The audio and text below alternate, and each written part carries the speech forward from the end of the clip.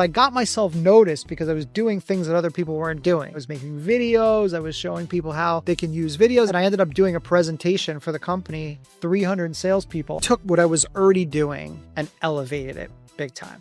Right. And made it more premium. So I went from being able to charge $500 to charging $5,000. Also spending a lot less time working in the business, even though I didn't need to hire anybody. Well, I want to serve more people. Right now I have 20 something recurring revenue clients, but like I want hundreds. I want thousands. I want to be able to help thousands. My kids they want to make videos at a restaurant. You know, they want to like rate things from 1 to 10 and like give it stars. So they are going to be like little content creators and little entrepreneurs in the making. And I want to get more involved in that, which is why I want to really focus on growing my business now and like also being able to serve more people in less time. Danny, I know quite a bit about your background coming into this business and getting started, and the LinkedIn community does too, because you're pretty open with it. But like, I want to actually understand the moment in time when you decided that you were going to be an entrepreneur, right? That your family and your income was going to come from a business you were building.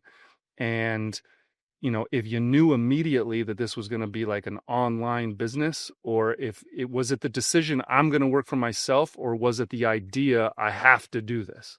Where did you start? It was definitely not an I have to do this kind of situation. So I started around 2021-ish or whatever, maybe 2020, 2021. I had kind of gone backwards in my career. And I was director of sales at my company, which got acquired. And then I had a really hard time getting my next position after that.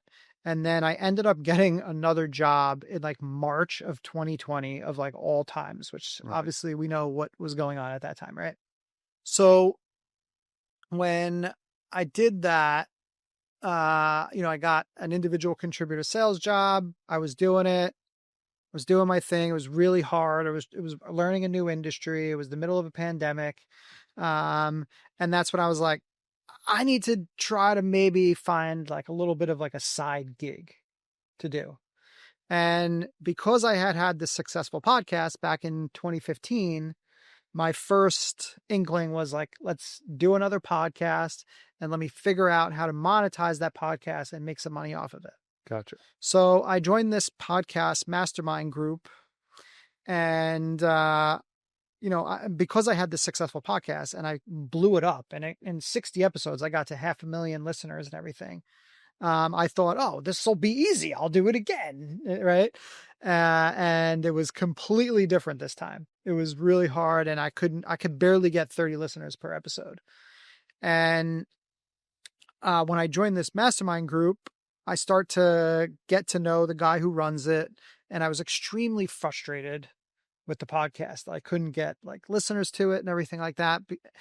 And I was kind of frustrated with the subject matter because I wanted it to be one thing, and then it kind of turned into something else. So I was kind of just annoyed with the whole thing. And as this guy's learning more and more about me and my background in business and sales, and he's like, you need to stop doing a podcast and start an online coaching business. And I had no idea what that even meant. So he's like, yeah, just like me, I'm coaching you and, these other people to help them with their podcast and everything. He's like, start a coaching business, teach people how to do sales and teach people how to do social media. These are the two things that you're good at. And that's what I did. So I was like, all right, I'm a coach now. And I went to my high school reunion, and I started talking to an old friend from high school, and she was running her business online on Instagram. She works for Young Living, which is, they sell like very healthy, like home products or whatever, right? I see the wild stickers all over. Yeah, so she does that. And I'm like, how's that going for you? Just asking her about like our business, because like I'm trying to build an online business now. And she's like, oh yeah, it's going really well. It's actually going too well because they promoted me, and now I have like a team of people, and I have no idea what to do, and I have no idea how to manage them. And I was like, well, I was a sales manager and a sales director for 5 years. So maybe I can help you with managing your sales team. And I'm also starting this online coaching business. And that's kind of how I got started. And I started coaching her weekly. I was charging like $400 a month for my first coaching client. And then the next one was another friend. And then, I had a couple clients that I could speak about, a little social proof. And I started to, try to land coaching clients on Instagram.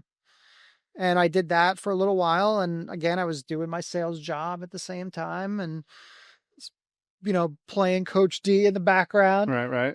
And, you know, I started, so I was in this sales job, and I was really frustrated because I went from, being this leader and this kind of important person and a voice in the organization, because I really helped build this company.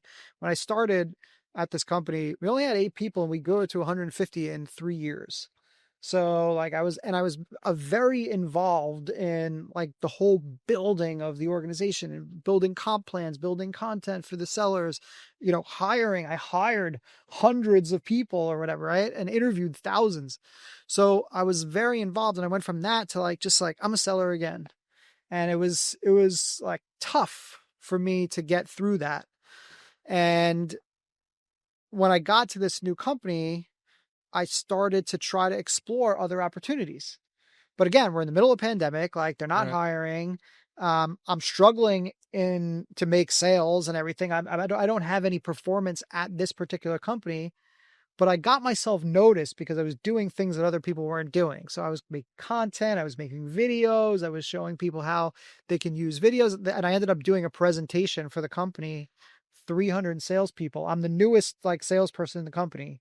I'm the last person they hired before the hiring freeze.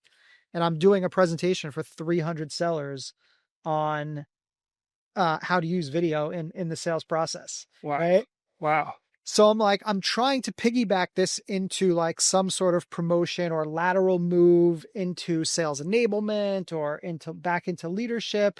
And I end up interviewing for 7 jobs. And every single one of those 7 jobs, I made it to the final round and got 0. And it was at that point when I got rejected from the last job, which was the one that I wanted most, because it was a really cool job. It was in sales enablement. It was about coming up with strategies and like, new ways to, put ourselves out there in the market and things like that. And it was like, it would have been a really fun, cool job for me. And when I didn't get that one, I was like, that's it. That's my sign. I'm doing this. I'm going all in on my own coaching business.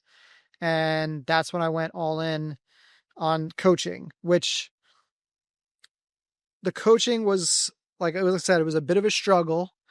And what I learned in doing the coaching was I kept telling all my clients, you need to make videos, you need to make videos, you need to make videos. Like, this is what's going to set you apart from all the other people that are out there who have a similar product, similar service, that, that are doing the same thing as you.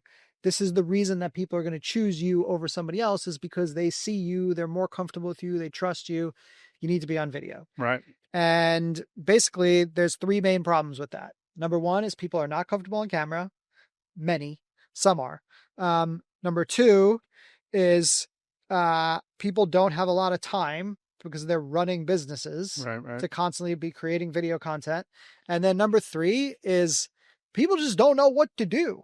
Like, there's a lot that goes into it. It's like, do I use my phone? Do I need a camera? Do I, need to get a microphone, or do I need captions? And how do I get captions? And there's all these things that go into video content that just overwhelms people, so they don't do it. It's the easier route not to do it, right?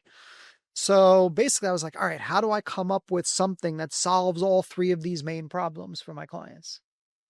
And that's how video on easy mode kind of came about. Was like, how do I deliver high quality content in a really short period of time and do it in a way where people are just comfortable? They can talk about their business. They can talk about what they're doing for their clients.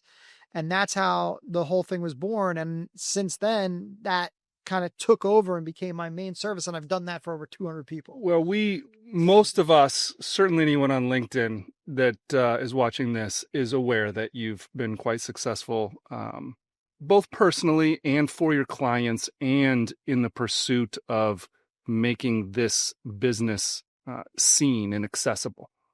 I guess I would like to ask you potentially about what you were going through as an individual during that process. Like, what I heard in that story is you came to do sales again and you were struggling, but where you found yourself again was up on that stage, giving other people advice, sharing yourself with those people, leading and showing that there's a path, there's an opportunity. You're encouraging, you're giving energy of yourself. That's what I hear. There's a lot of nuance to it, and you can package it up however you want. Yeah. But Danny showed up on stage and gave of himself to an audience to make them better. And it was well received because you were being you and you were in flow.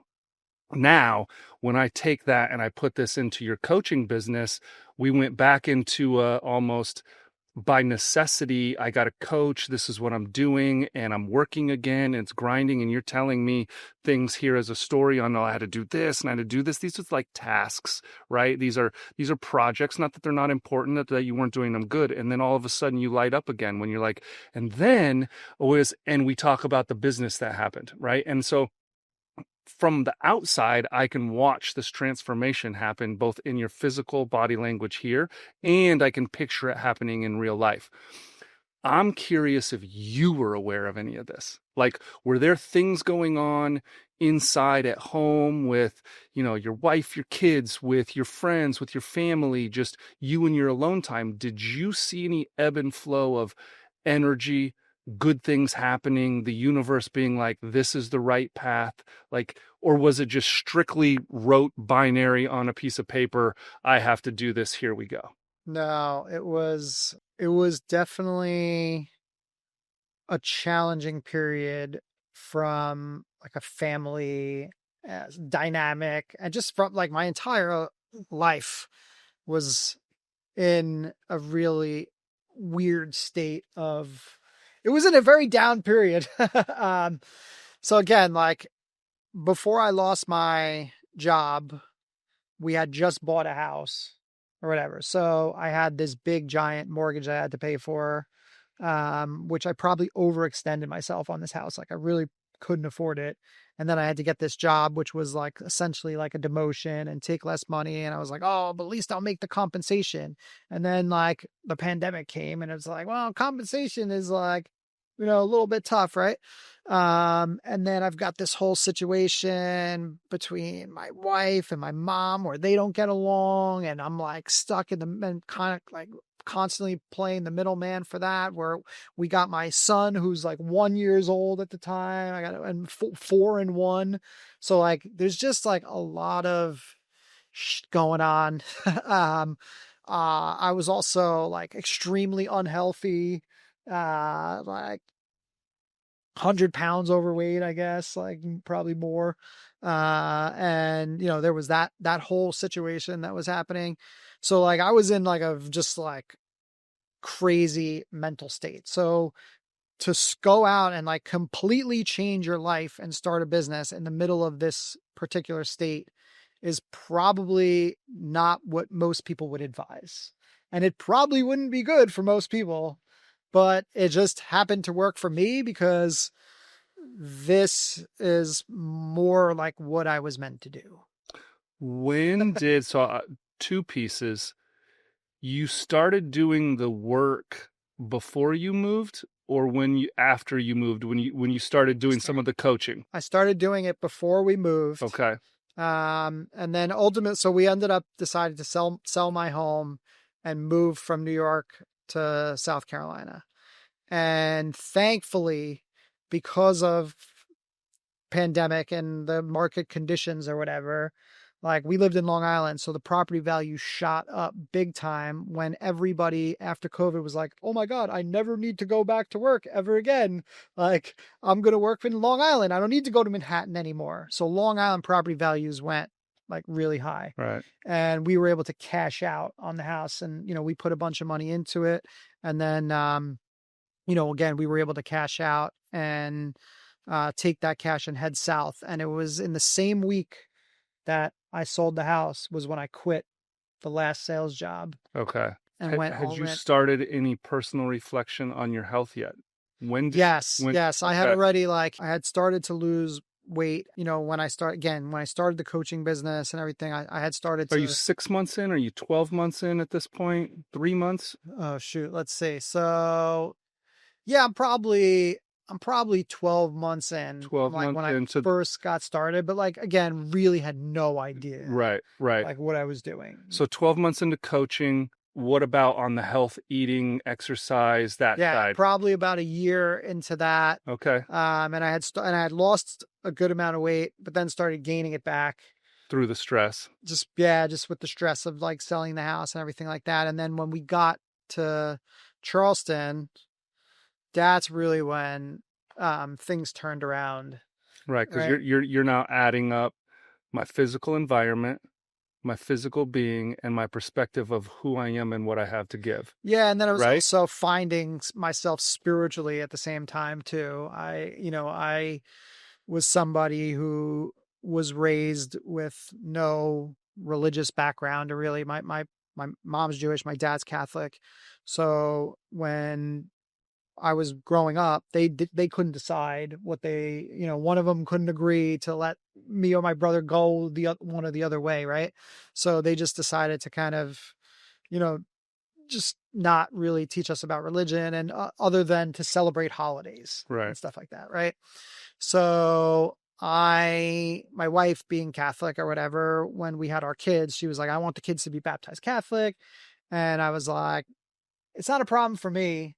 Just don't expect me to get involved. That's not me. It's not who I am. Like, but if it's important to you, like I'll support you on that. And then, we started going to church every weekend, and I would go and I would sit there and I would just kind of take it all in and not really pay much attention to it. But then, when we got here, I started to pay more attention and I started to get a little bit involved and I started to think about it. And then one day, the priest just said something that was like, "Oh, I'm like, I'm good. I'm in. I'm ready to commit to this now." And then I signed up for the OCIA program, which is like their like religious kind of education for adults. Right. And I took that, and then I did all my sacraments in basically on in Easter of 2023, and that's like a little more than 2 years ago. And literally 2 months after that, that's when everything took off. Yeah, and I'm not surprised, and I'm for the listeners. To me, it doesn't matter if you're atheist or agnostic or Jewish or Catholic, or I was baptized Lutheran. My wife is Jewish. Like if you have a tool that sings to your heart and encourages you to go inside to come back out. Who am I and what do I have to give to this earth? What am I receiving? What am I giving? What role will I play? How do I show up every day? Like, I'm all for it. There's the people can make arguments, and every organization at some point ends up serving itself because it wants to stay alive. That's just the law of life. It is what it is. Sure. And there's not a church or organization on earth that doesn't have some sort of scandal or something that's happened inside of it. Because we're all humans and none of us are perfect. But so like that to me is organized religion. People can argue about it all they want. I'm just a human. I don't know anything. But what I do know is when religion is personal, when the idea, whether you want to put a word on it or just say I believe in the universe and energy, Einstein is like, great. If that's personal to you and you go in and ask those questions and come back out, transformation is possible, right? And when you have that embodiment, I'm just asking questions here because I'm watching the story unfold of Danny D, the man I haven't met yet, Like all of this is before I found you and before we, Right. shared a couple drinks and became friends. And guys, we're friends. I mean, this is my friend over here, right? Like you need me to watch your kids on a Sunday, I'm coming over. Like I got you. This this man that I met was taking shape, but his business was an outcropping of that, right? Because in my opinion, and it's a humble opinion, but I've seen quite a bit these days, self is where it started. Totally. And you knew who you wanted to give to, and you finally figured out what you wanted to give. You knew you wanted intrinsically, you knew you wanted to give yourself, but you were like over here on paper and like trying to draw up the things of like, what can I give you, and mix and match. But all of a sudden, when all of these things came together and those people were going to go get what you had drawn out, and the real magic starts, which is you get to give them courage, permission, and make them comfortable. You get to be Danny. And now people start showing up at the same time that all these other things are going on. That's a result of, you finding yourself and Right. going through like, so now we've got through self and we've got through this customer. Now I'm curious for you, how did you go about assembling your machine? Oh man, again, it's like it's a process. And like one of the things that even though I had no money, I always invested. Like I always invested. I basically first coach that I started working with was Travis Brown. Travis is a good friend of mine, and he's the one that ran that podcast mastermind Gotcha. group. Gotcha. And he was the one that was like, "Hey, you got a lot of things going for you. Like, go start a business. Don't like try to turn your podcast into a business, right?" So really, like that was the first person that really kind of pushed me in that direction. And then, Adam Hurd, who has a business coaching company that, he's the guy's owned like 12 companies or whatever, like throughout his lifetime or whatever. And he still owns, I think he sold last year, he sold like 6 of his 7 companies or something like that. Right. Interesting. He's been a really amazing like mentor to me. And he's somebody that took a immediate interest in me and poured a lot into me before I ever paid him $1. Like I got so much out of that guy before I ever paid him any money. And yes, I've paid him like a lot of money now, and he's got his money's worth on the time that he put into me or whatever, right? But he really helped me to get going and start thinking differently and thinking like a business owner as opposed to, just thinking like an employee like I always have in the past. And he also pulled me out of some rough spots and out of some bad habits, and he called me out, and he didn't sugarcoat anything. He was tough, but like also a friend. And like, he's a really good, like, we're still like really good friends. And I know that we're really good friends because when I let him go as a coach, and I said, I can't work with you anymore, I need to work with somebody else. He completely understood. Gotcha. Because the two, like, we had a very different vision for like what we wanted from the business. And like, he was like, you should be growing a team and you should not be doing the work. And he's like, you got to be either a CEO or a solopreneur. Like, you kind of can't be both or whatever. And that's when I started to kind of look in a different direction to like somebody who was like, I can help you build this business and do it without building a team and without having W-2 employees, and where you can still do the work, you could still make a really good living. And, that's when I started working with Ken. So Ken Yarmish has been another like really good mentor to me. And he took what we were doing at Video on Easy Mode. And it was Video Made Easy at that time. And actually, Easy Mode was Ken's, that came from Ken actually, but he took what we were doing then. He won't let you forget that. I love Ken, by the way, but he won't let you forget that. Yeah, I know that about Ken. Easy Mode is technically his IP, but he took what I was already doing and elevated it big time. Right. And made it more premium. And so I went from, being able to charge $500 to charging $5,000. and also spending a lot less time working in the business, even though I didn't need to hire anybody. Right. So that was a big game changer for me. And we made some big changes last year, where I was able to really increase the pricing, and still, and not miss a beat as far as like, still being able to attract clients and everything. Yo, I just wanted to take a very quick break in the action here because I just realized something crazy. 85% of the people that are watching our videos on YouTube are not subscribed. This is what happens when you actually get smart people to look into your analytics. So if you are enjoying this content and you want more practical advice and tips on how to grow your brand and your business with video, please hit the subscribe button.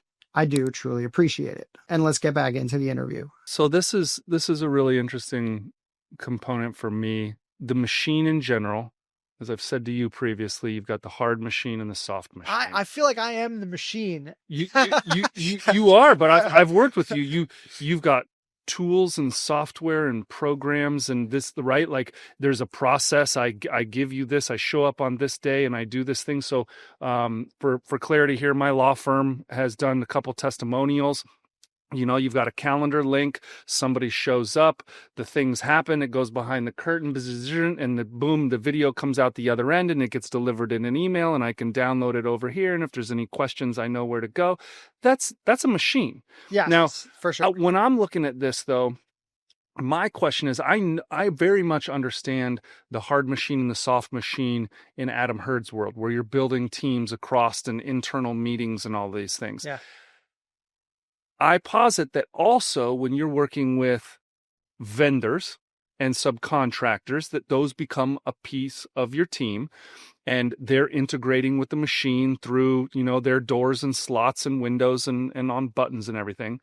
But I'm really interested in, that's all the hard machine. That's how the video gets made. That's how the customers get, their output, all this stuff.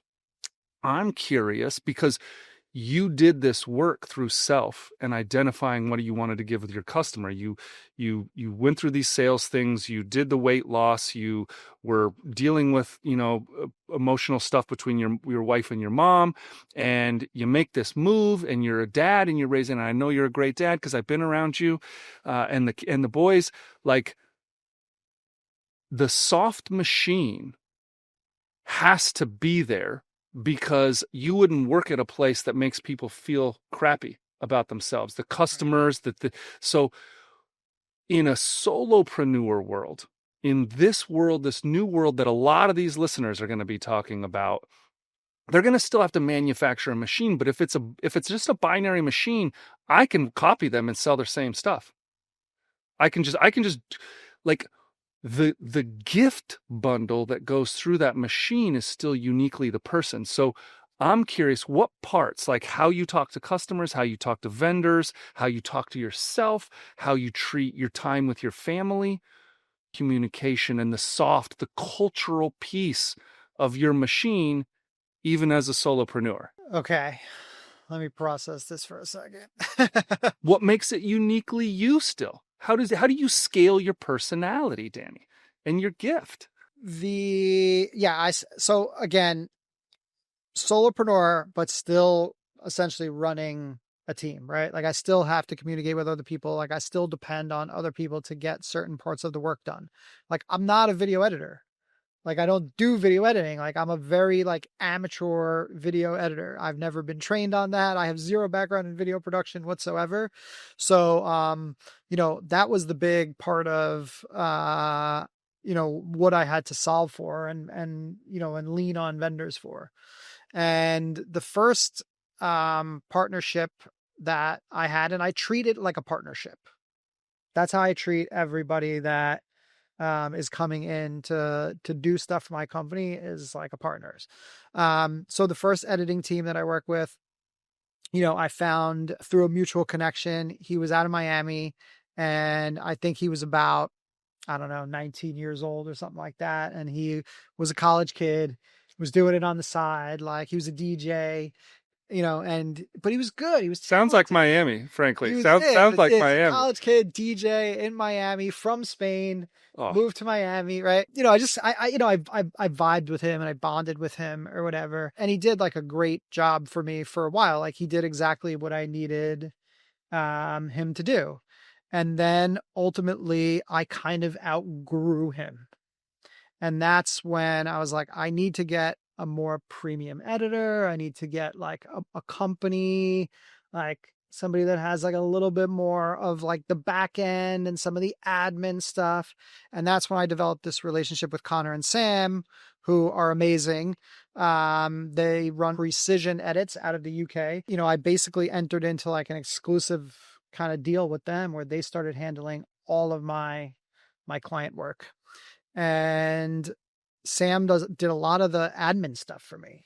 So like anytime that there was communications that needed to happen between like the client and editing, because they wanted revisions or they wanted right. to add images or they wanted to add different style or something like that, that was happening without me getting involved. And this is a great point for people that are trying to build businesses this way. Did you have conversations with Sam about how you wanted people spoken to, timeliness? Were there rules of the Yeah. soft machine, or was it just intrinsic because you had worked with Sam and you just knew that that was going to be the vibe? Well, one, I knew that she was good people. So yes, like I knew that she was going to like handle communications and everything in the right way. Okay. She was somebody that I trusted to do that. Just like I very much trusted Connor to do a great job with the edits, right?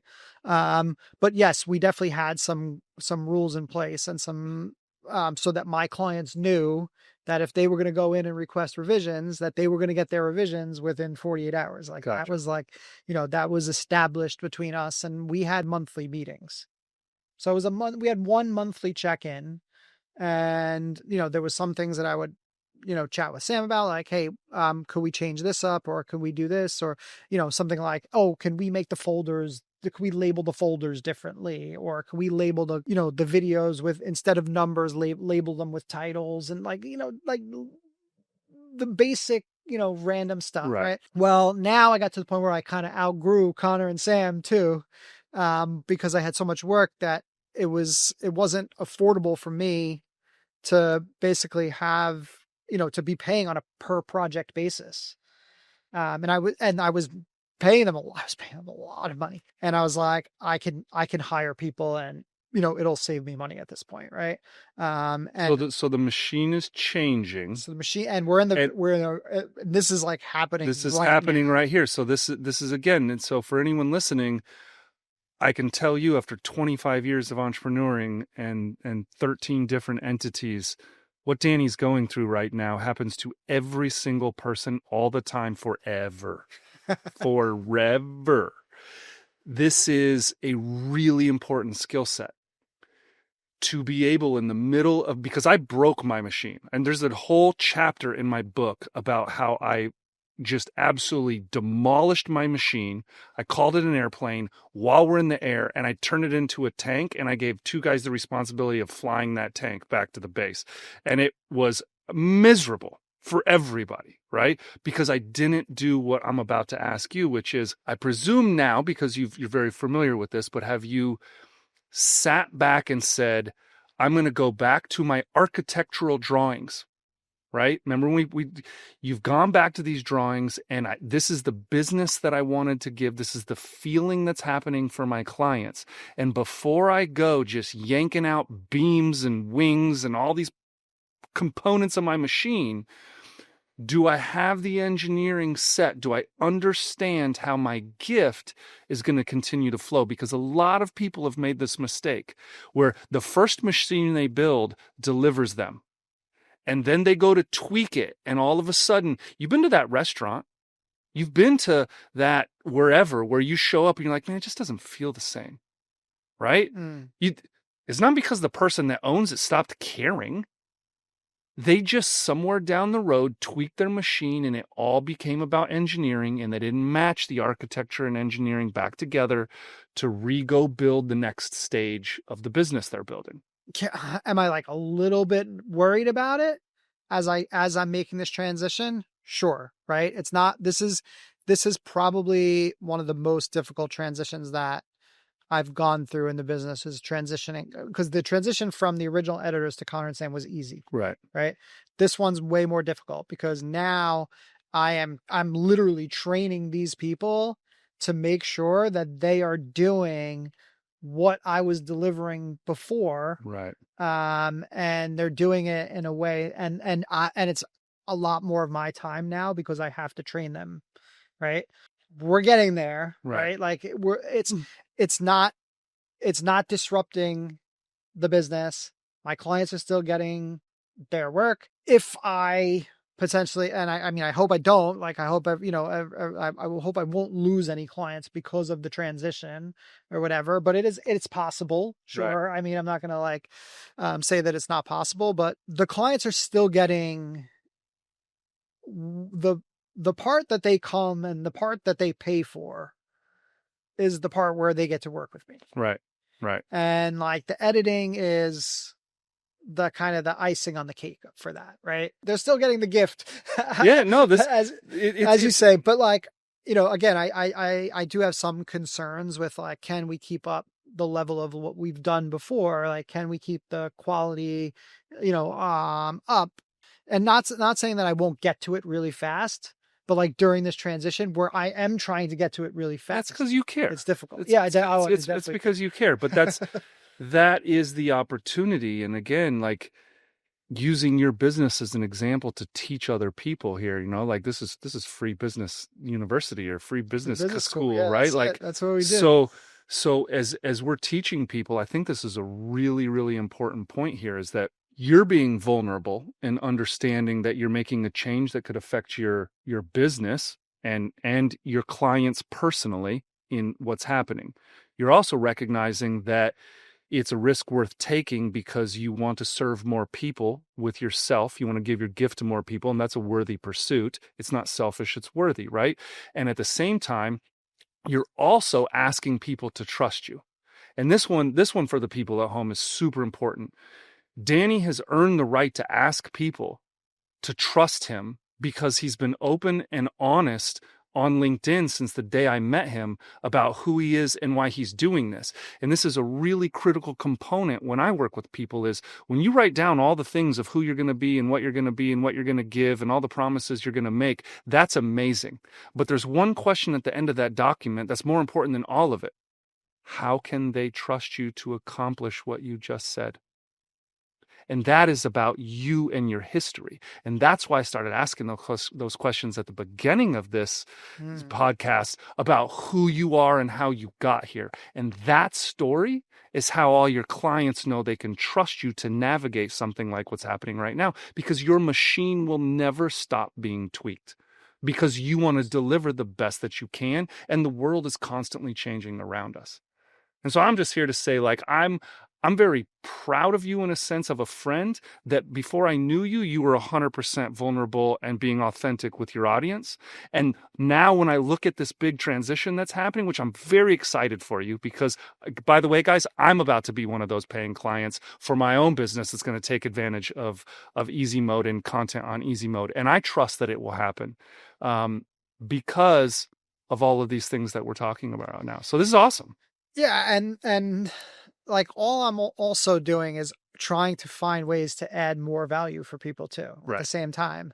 And, that's why right now I'm building a whole back end app for content on easy mode, which is essentially all the systems that I have built in. And that's why I changed it from video on easy mode to content on easy mode, because I realized that video is still the critical part of any content strategy. In my own experience, video has been the thing that has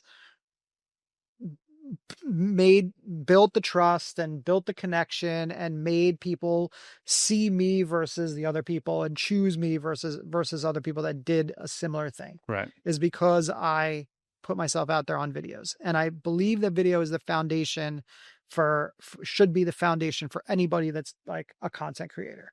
And that video doesn't necessarily mean that you need to be going and talking directly to camera video. Like, that video could be a video of a coaching call. That could be a video of, you being on a podcast, and like, but I'm using that video content as the foundation.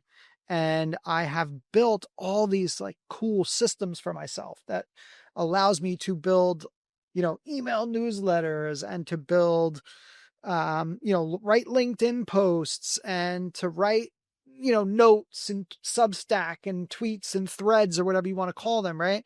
So like all like my content kind of, my video content is really, like I said, the foundation for all these other things. And I've built all these really cool systems, and what I'm doing now is I'm building all that into the business for my clients. So all my clients are not only going to get the video, but they're going to get access to all these other things. Like they're going to be able to take their video content and turn it into newsletters. I'm trying to make it easier. They can easily do that right now. Right. Right. But I'm trying to make it even easier for them. I'm trying to have them one-stop shop where people can go and just make it easier. So like, not only are they getting more value because I am better at what I'm doing than I was 1 year ago and 2 years ago, like when some people, signed on. I've got people that have been with me for almost 2 years. Right. Right. So not only am I a lot better, but like they've gotten all the knowledge and experience that I've gained and all these other systems that I've built, and I'm trying to make that accessible to more people. And then I'm also trying to open up and make my systems accessible to people who don't necessarily need to come in and make video content with me. Right. Who are just, checking out what I post on LinkedIn, or checking out my YouTube videos and my podcast, or whatever it is. Right. So I want to open it up I want to be able to serve more of those people. Right. Which you talked about earlier. It was like being able to serve more people. I want to serve more people. Like right now I have like, 20 something, recurring revenue clients, but like, I want hundreds. Like I want thousands. I want to be able to help thousands and hundreds of thousands, millions. You can certainly help a lot of people, because I spend a lot of time on LinkedIn, and the feed is not awesome for the most part. No, it's not awesome. So, not its worth. And I know I'm a part of the problem, and I posted about that the other day. So I definitely encourage people to get with Danny, because I mean, come on. I'm always on yours. It's always worthwhile. I know the video is worth listening to. I know that the copy is worth reading. Like, I know that the comments, there's a couple people that just come and hit the like high five or the whatever, but like for the most part, the comments are even legit. Like people are in there like doing their thing. There's like a party in the comments, and I'm like, I'm in. Yeah.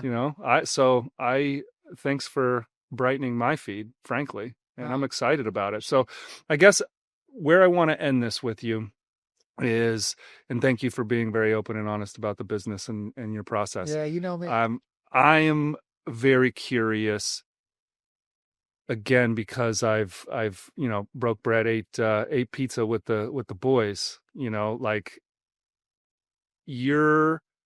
this is your life now, and you've got those two boys, and they're growing up, and they're watching you, and they're watching all of it.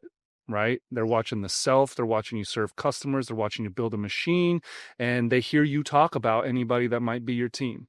And I'm curious how that feels as a father to you right now, where you are in that process, and what you're teaching them intentionally and potentially unintentionally through this process. Yeah. I mean, look, I think obviously you need to lead by example as a parent, right? So, and that's a place where it's hard. So one of the things that I'm trying really hard not to do anymore is I'm trying to watch my mouth. I'm trying to stop cursing. It's really fucking hard though. I'm struggling with that.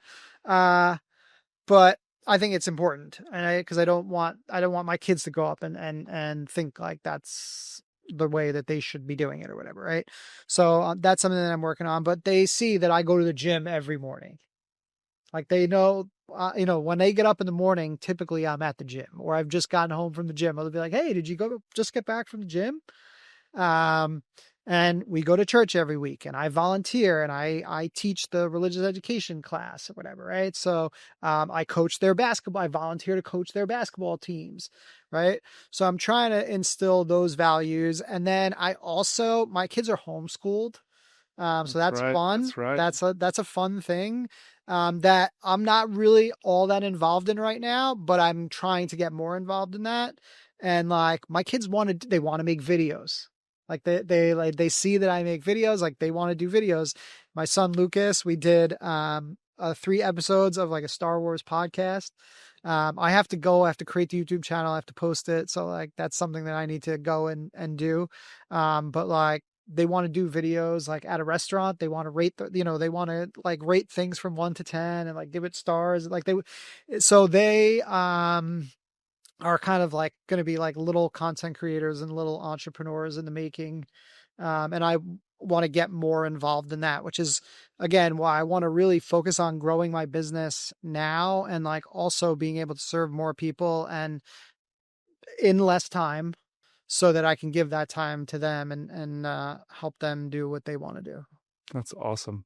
Well, there's nothing better than being a parent with, especially when you've got a strong spouse that you want to be with, and it's the pinnacle. I mean, like I said, a million ways to live your I want to life. help her start a business. She has a business. I want to help her like get it to take off. She's not at a point where, she's ready for that with the homeschooling and everything like that. But hopefully she watches this because I've been really nudging her to try to like that. I want to Well, if help her. she I ever, really want to nudge her and because she's got an idea that's really freaking good. And I'm like, and 2 years ago, or 3 years ago, I would have not been able to help her with it.